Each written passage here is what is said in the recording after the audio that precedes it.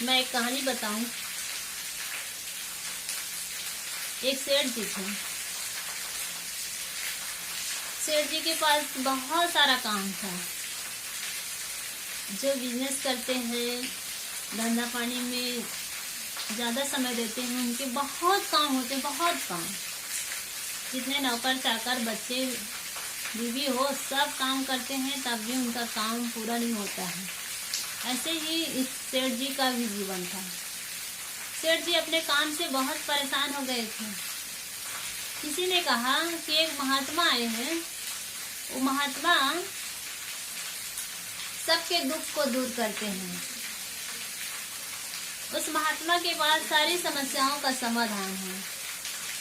यह बात सेठ सुने और महात्मा के पास चले गए। महात्मा जी के पास जा करके सेठ जी कहने लगे, महात्मा जी, मैंने सुना है कि आपके पास सारी समस्याओं का समाधान है। मेरा भी जीवन में समस्या का अंबार लगा हुआ है। आप मेरी समस्या का समाधान कर देते, बड़ी कृपा होती। सेठ जी के बात सुनकर महात्मा कहने लगे, बैठो, क्या समस्या है? आपके जीवन में ऐसी कौन सी समस्या है जिससे आप परेशान होकर मेरे पास आए हो? महात्मा की बात सुन करके सेठ जी बैठ गए। जैसे सेठ जी बैठे, महात्मा फिर पूछने लगे, बताओ आपकी समस्या क्या है? फिर सेठ जी सांस लेते हुए कहा कि महात्मा जी, मेरे जीवन में समस्या ये है कि मैं व्यापारी हूँ। अब व्यापार में सब तरफ जाना आना होता है, सब तरफ देख रेख करना होता है। मेरे घर में, मेरे व्यापार में इतना काम है कि मैं कर नहीं पाता हूँ, परेशान हो जाता हूँ। तो मैं चाहता हूँ कि आप कोई ऐसे युक्ति बताएं जिससे मैं घंटों का काम मिनटों में कर लूँ। कोई ऐसी युक्ति आपके पास है तो बताइए। सेठ जी की बात सुनकर महात्मा कहने लगे, अच्छा ऐसी बात है, ठीक है। मेरे पास ऐसी एक व्यक्ति है जिसको मैं भेज सकता हूँ और वो तुम्हारे घंटों का काम मिनटों में कर सकता है और दिनों का काम घंटों में कर सकता है। वो तुरंत ऐसे हाथ उठाए, तुरंत एक युवक प्रकट हो गए। जैसे वे प्रकट हुए, उनसे आज्ञा दिए कि जाओ तुम इस सेठ के साथ और तुम्हें ये काम बताएंगे और तुम काम करते रहना। तो महात्मा की बात सुन करके वो युवक कहने लगा कि ठीक है, मैं इनके साथ तो जाऊंगा, लेकिन ये काम नहीं बताएगा ना तो मैं इसको खा जाऊंगा। ये बात महात्मा भी सुन रहे हैं, सेठ जी भी सुन रहे हैं। महात्मा जी कहे, हाँ हाँ ठीक है, जब तुम्हें काम नहीं बताएगा तो तुम खा लेना।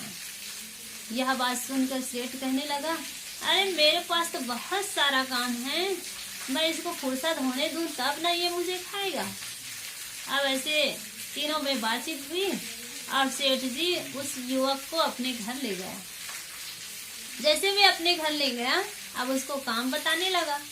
जैसे वो काम बताते, वो झट बहुत जल्दी में वो काम कर लेता और कहने लगता, सेठ जी काम बताओ, सेठ जी अब मुझे काम बताओ।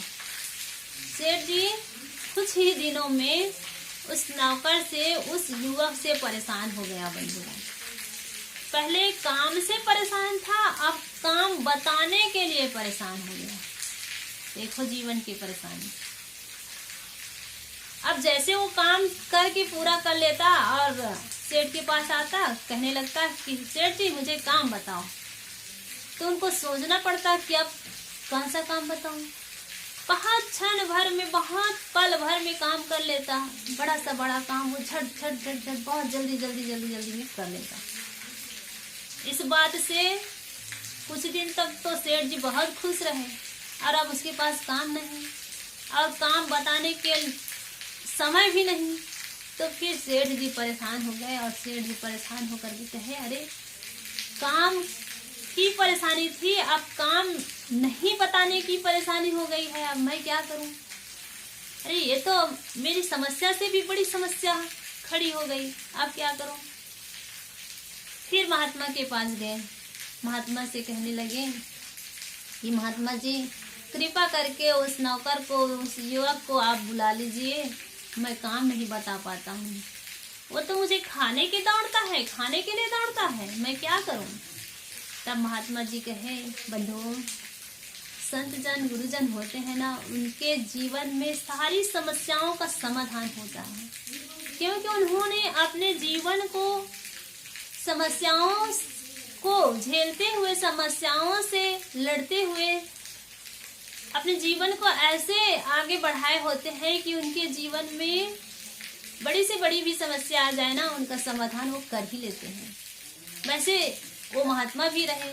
महात्मा कहने लगे कि तुम्हारे घर काम बहुत है, तुम उस नौकर को वापस ना भेजो, तुम ऐसे करना, जब तुम्हारे पास काम ना हो, जब तुम्हारे पास काम ना हो तब तुम एक काम करना, एक बांस गाड़ लो।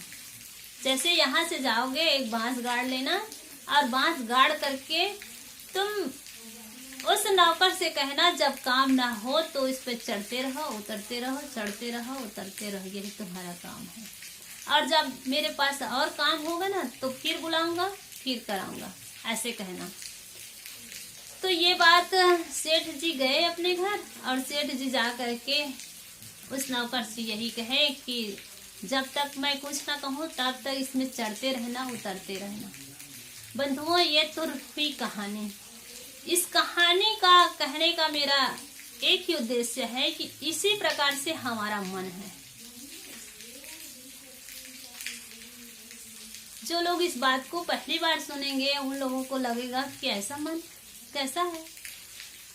और इस कहानी को सुन करके आप अपने मन को देखना, अपने मन पर विचार करना कि यही दशा सब प्राणियों की है, सब मनुष्य की है।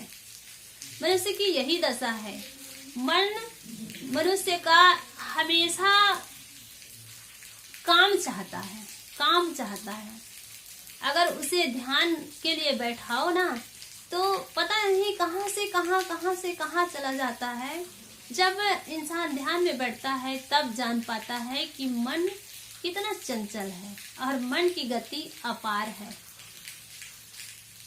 लोग कहते हैं कि पवन की तरह कोई उड़ नहीं सकता, पक्षी की तरह कोई उड़ नहीं सकता, घोड़े की तरह कोई दौड़ नहीं सकता, लेकिन इनसे भी अधिक दौड़ने वाला, अधिक उड़ने वाला कोई है तो वो हमारा मन है। और जब तक हम उसे शांत नहीं करेंगे, जब तक उसे सही दिशा नहीं देंगे, तब तक हमारा मन हमें हमेशा नीचे की ओर गिराता रहता है। बंधुओं, साधना का मतलब ही है कि मन को सही दिशा दें, अपने मन को सही दिशा में लगाएं। मन को हमेशा जो सही दिशा में लगाता है वही संत कहलाता है। वैसे जितने मनुष्य है सब में वो योग्यता है, सब में वो क्षमता है, सब में वो ऊर्जा है, सब में वो शक्ति है। अपने मन को वो सही दिशा देने में समर्थ है। लेकिन इस पर हम जब काम करेंगे तब इस बारे में हम जान सकते हैं। नहीं तो लोग कहते हैं कि नहीं, मन को सही दिशा देना, मन को संयत रखना, मन को संयम रखना, ये तो महात्माओं का काम है, हम तो गृहस्थ हैं, गृहस्थों का काम नहीं है, ऐसे कह करके लोग टाल देते हैं। बंधुओं, यह काम सबका है, मनुष्य मात्र का है ये काम।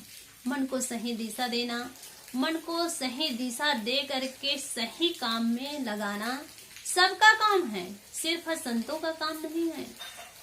जब हम सही दिशा नहीं देते हैं ना तो हमारा मन गलत कार्य में लग जाता है, और गलत कार्य में लगने के कारण हम सब जगह अपमानित हो जाते हैं।